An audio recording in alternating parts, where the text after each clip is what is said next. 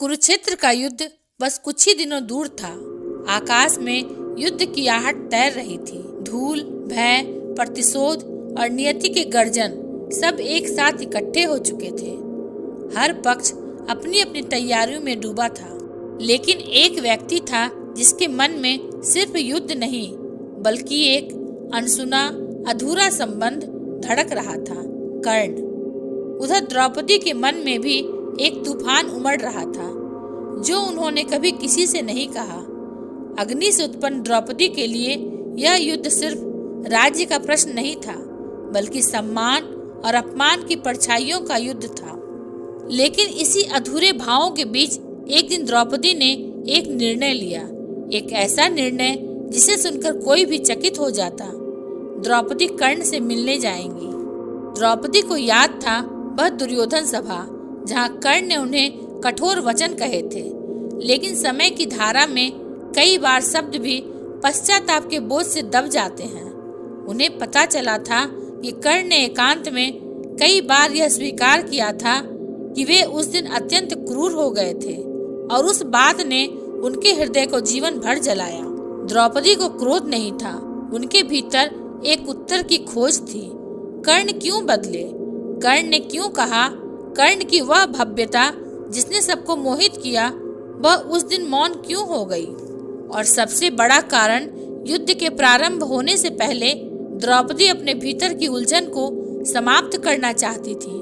उनका मन युद्ध में शांत रह सके, इसलिए वह कर्ण के सामने खड़ी होना चाहती थी। संध्या का समय था, सूर्य ढलने को था। कर्ण अपने धनुष की डोरी को अंतिम बार परख रहे थे।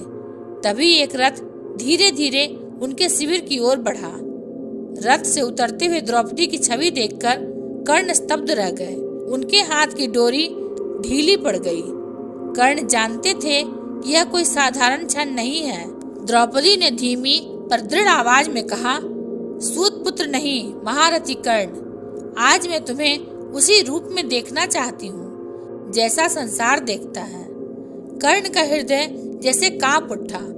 उन्होंने सिर झुकाकर द्रौपदी के आगमन का सम्मान किया। द्रौपदी सीधे उनके सामने खड़ी हुई। उनकी आंखों में आंसू नहीं थे, सिर्फ सत्य की खोज थी। कर्ण, उस दिन सभा में तुमने मेरे साथ जो कहा वह तुम नहीं थे। मुझे उत्तर चाहिए, क्यों? कर्ण ने द्रौपदी की ओर देखा, एक लंबी सांस ली और उनके शब्द आज पहली बार सत्य की रोशनी में निकले। द्रौपदी, मैंने तुम्हें कभी अपमानित नहीं करना चाहा, पर उस दिन मैं एक मित्र का ऋणी था। दुर्योधन ने मुझे सम्मान दिया और मैं उसकी प्रतिज्ञाओं में बंधा था, पर विश्वास करो, मेरे हृदय में तुम्हारे लिए आदर ही था। द्रौपदी शांत थी, पर उनका मन पिघलने लगा था। कर्ण आगे बोले, मेरी पीड़ा यह नहीं कि मैंने वह कहा, मेरी पीड़ा यह है कि आज तक मैं स्वयं को क्षमा नहीं कर पाया। द्रौपदी लंबे समय तक मौन रही। फिर उन्होंने कहा, कर्ण, शायद तुम यह नहीं जानते, तुम्हारी उदारता और दान की कथा संसार में फैली हुई है। तुमने उस दिन जो कहा वह तुम्हारे व्यक्तित्व की छवि नहीं थी। युद्ध में मैं पांडवों के साथ हूँ, किंतु सत्य यह है कि आज मैंने तुम्हें दोषी नहीं बल्कि परिस्थितियों का बंधक पाया है। कर्ण की आंखें नम हो गई। उन्होंने पहली बार द्रौपदी के सामने अपना हृदय खोला। काश नियति ने मेरे जन्म के साथ अन्याय न किया होता तो शायद मैं भी आज तुम्हारे 5 पतियों की तरह तुम्हारी रक्षा का अधिकार रखता। द्रौपदी उस एक वाक्य से अंतर मन तक हिल गई। विदा लेने से पहले द्रौपदी ने एक गहरी पर संवेदनशील बात कही, कर्ण, कल रणभूमि में हम दोनों अपने अपने धर्म के लिए खड़े होंगे, पर आज मैं तुम्हारे भीतर के मनुष्य को देखकर जा रही हूँ। मेरे मन का भ्रम दूर हो गया। द्रौपदी, धन्यवाद, तुमने आज मुझे स्वयं को क्षमा करने का साहस दिया है। द्रौपदी रथ में बैठ गई। कर्ण तब तक खड़े रहे जब तक रथ दृष्टि से ओझल नहीं हो गया, और द्रौपदी का रथ उनसे मिलने के बाद कई क्षणों तक उनके मन में अटका हुआ था। आकाश में बिखरी चांदनी मानो उन्हें उसी मिलन की याद दिला रही थी। कर्ण ने एक पल के लिए आंखें बंद की। आज पहली बार उन्हें लगा कि वे सिर्फ दुर्योधन के सेनापति नहीं बल्कि एक मनुष्य भी हैं, जिसकी भावनाएं, पश्चाताप और छिपी संवेदनाएं अब बहने लगी थी। उधर द्रौपदी अपने शिविर में थी। रात शांत थी पर उनका मन बिल्कुल शांत नहीं था। कर्ण से हुई भेंट ने उनके भीतर कई बंद दरवाजे खोल दिए थे। वह यह नहीं सोच रही थी कि कल रणभूमि में कर्ण ही उनके पतियों के सामने खड़े होंगे। उनके मन में सिर्फ एक ही बात घूम रही थी, क्या किसी के कर्म केवल परिस्थितियों के कारण बदल जाते हैं? द्रौपदी एक दीपक के पास बैठ गई। दीपक की लौ हवा से कांप रही थी, जैसे उनका मन कांप रहा हो। उन्होंने मन ही मन कहा, नियति भी कितनी विचित्र है।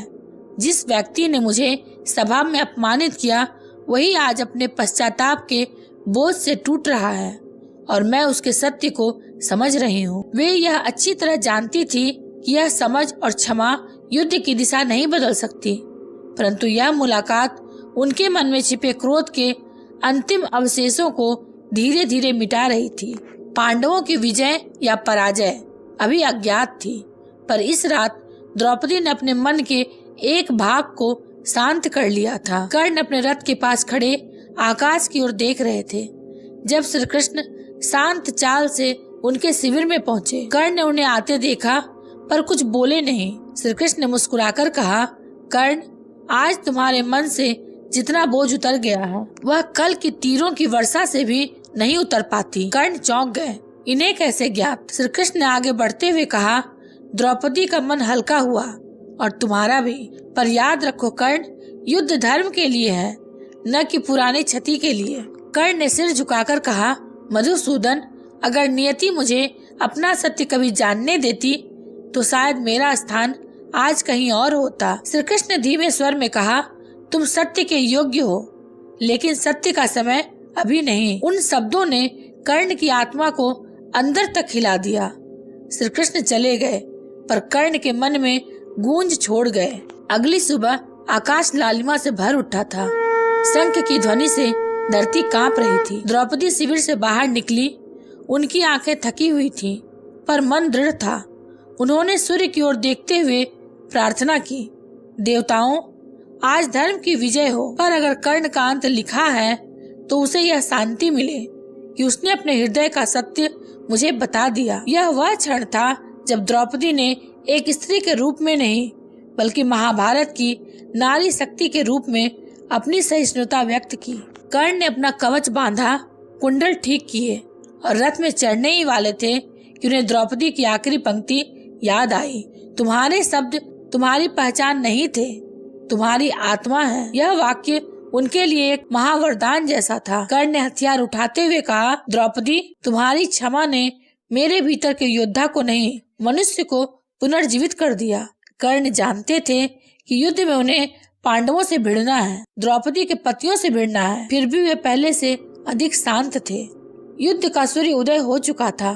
तलवारें टकराने की आवाजें गूंजने लगी थी, पर इस महान युद्ध से पहले की रात कर्ण और द्रौपदी के बीच हुआ एक छोटा सा संवाद इतिहास में कहीं छुपा रह गया, पर दोनों के हृदयों में क्रोध की आग बुझा गया।